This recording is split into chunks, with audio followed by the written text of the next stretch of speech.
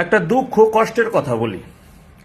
আজকে থেকে মনে হয় বছর খানিক আগে হবে, আমি যাত্রাবাড়ি যে বাসায় থাকতাম, তো বউবাজার এলাকা নামতাম, রাস্তার মাথায় বউবাজার থেকে আমি বাজার করে নিয়ে যাব কিছু ডিম ডাল আর কি কি যেন কিনছিলাম মনে নাই।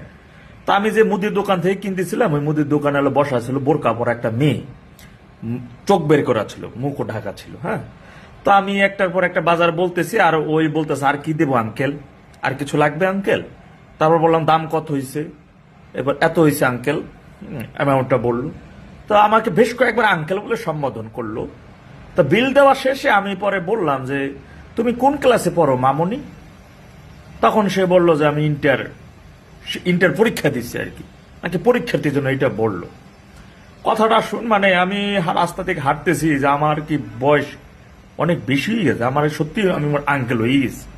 হ্যাঁ, তা আমি বাসায় যাই আয়নায় যত মুখ দেখলাম, আমার কাছে মনে হয় যে আমার চেহারা আমি নিজে দেখলে পরে মনে হয় যে আমার এখনো বিয়ের বয়স হয় নাই। কিন্তু আবার ওইদিকে এত বড় মাই আমাকে বলে আঙ্কেল বলে সম্বোধন করে। আসলে কি আমি আঙ্কেলের মতো হয়ে গেছি নাকি বিয়ের বয়স হয় না, আমি এটা নিয়ে ডাউট আছে। তা আমার আসলে বিয়ে করা উচিত, মনেও হয় যে বিয়ে করা উচিত। কি বলেন আপনারা?